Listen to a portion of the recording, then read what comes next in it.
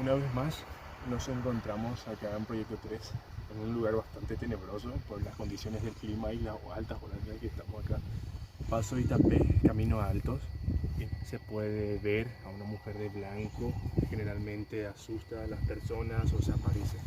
Está lloviznando y son altas horas de la noche, madrugada ya, y es bastante tenebroso. No hay nadie, como pueden ver alrededor, ni luz, solo estamos nosotros en nuestro vehículo